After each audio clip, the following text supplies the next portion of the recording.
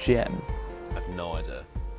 Female gas menstruation. Female genital mutilation, something mutilation. Manipulation.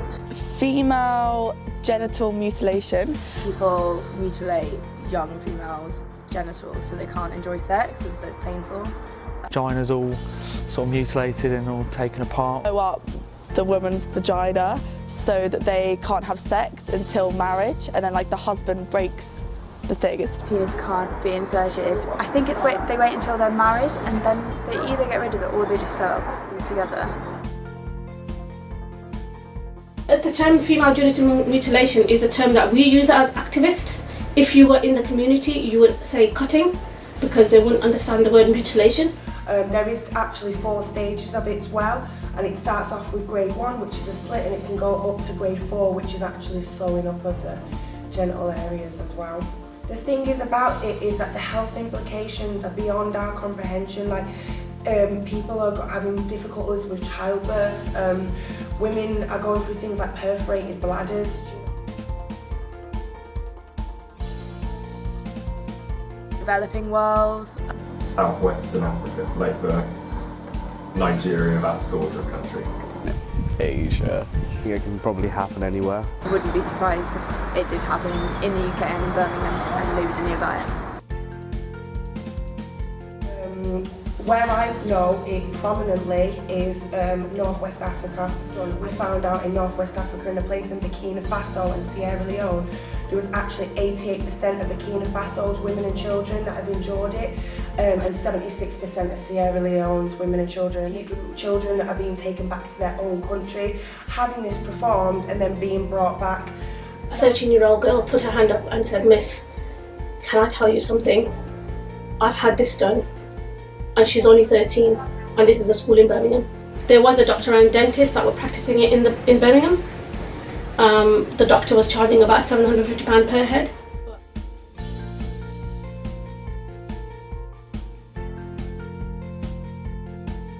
She like 8 or 7-year-olds. Ridiculously young, I think it's like 8 to 12, 13. 12 to 16, I guess.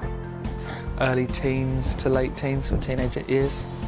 If it was forced, possibly from the ages of like when periods starts, maybe like 14 onwards.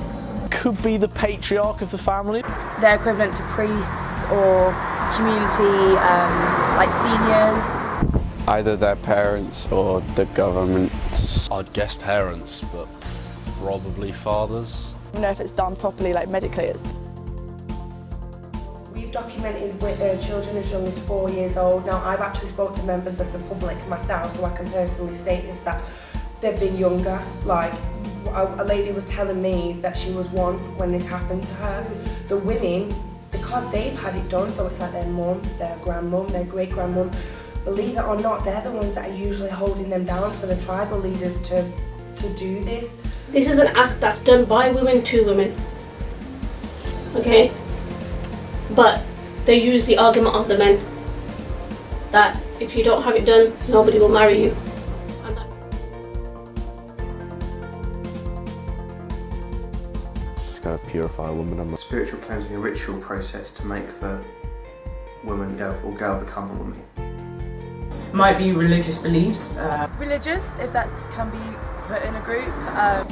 It's sort of a cultural practice. Asian, Middle Eastern culture. I was under the impression that it was mostly Muslims and maybe some Christians as well. Mainly associated with Islam. I don't know if that is the actual fact, but that's what it's seen as. This has actually been practiced since the times of the Egyptians, is that people assume that it's something to do with religion. It's nothing to do with that, it's cultural. So this is a practice that's been taught over generations and generations, which has then brought it to become normal in a society. I see it as an oppression of women, and through my research I found out that it's to actually take the sexual pleasure away from a woman. This has absolutely no medical benefits whatsoever.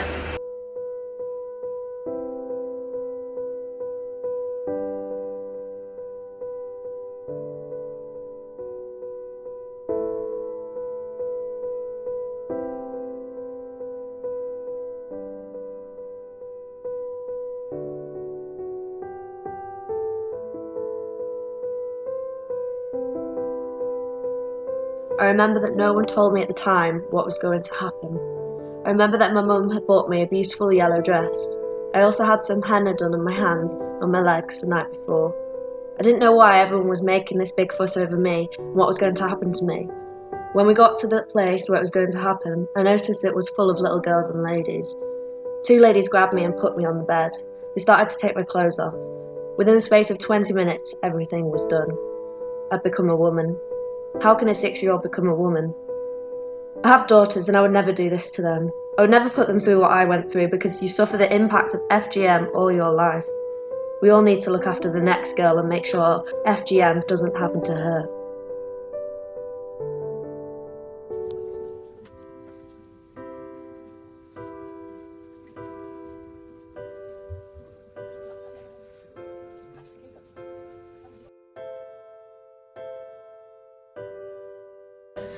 Been brushed under the carpet for so long. It's only in our generation, in the past 5 to 10 years, that things have actually been brought to light.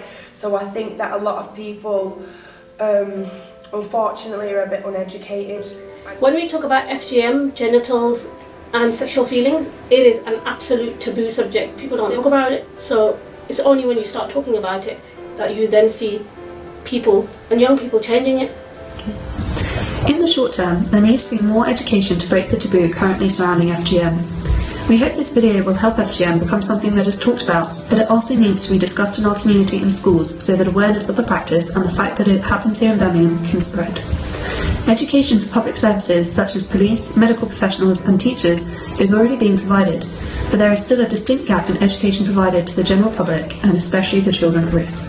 The issue is becoming increasingly prevalent in the media.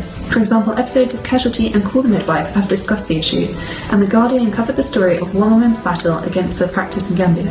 And whilst this is good, it is just the start of awareness of this topic spreading. Raising more awareness, knowledge is power, education is key. The harmful effects that it has on young girls and their confidence and their self-esteem in terms of relationship building, in terms of her mental well-being, in terms of her aspirations. If she wants to go, she has to have dealt with all her trauma before she even gets to those stages. They never talk about it because they don't think that anybody cares, and plus they're being told not to talk about it. We aim to create community safe spaces to kickstart conversations about FGM in an environment where women are free to share their experiences and express their emotions. We hope this will spur discussions within affected communities about the realities of FGM. Many women suffer in silence, not wanting to disclose their cutting to medical professionals. This doesn't need to happen. The safe spaces we are campaigning for will give young girls and women a comfortable environment to learn how to manage the potential consequences of FGM, which include the medical and psychological effects. Most importantly, the safe spaces will tackle the emotional and mental health problems, allowing women to talk about their experiences and hopefully overcome any trauma FGM may have caused.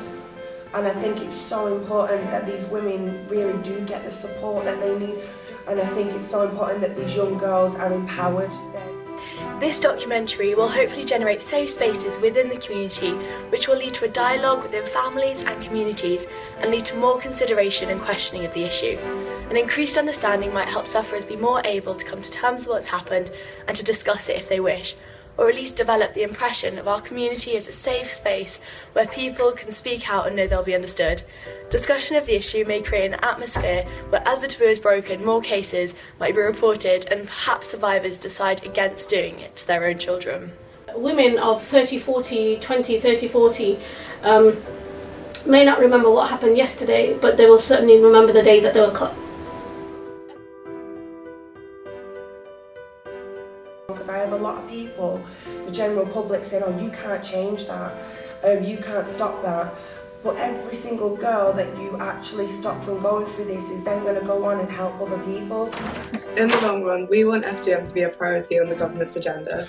We would also like to encourage you to take action on the issue to make FGM a priority. It is easy to email your local MP or council to ask for more to be done, and you can also support local community groups by donating or volunteering. Lastly, you can check out our Facebook, Twitter and Instagram pages and sign our petition to bring FGM the attention it deserves from policymakers. I think that's the only way the government listens to you nowadays is by campaigning and bringing so many voices together. When we come together and, like-minded people from different backgrounds realise, that this is a problem. Actually, it might be your words that will make a difference to somebody's life.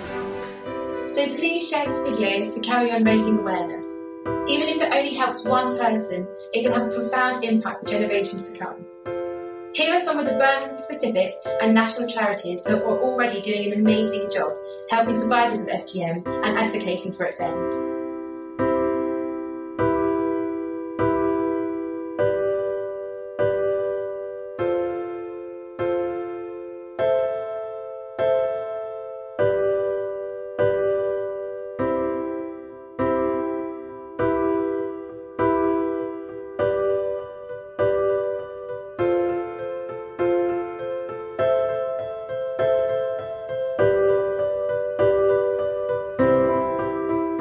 Break the silence, break the cycle.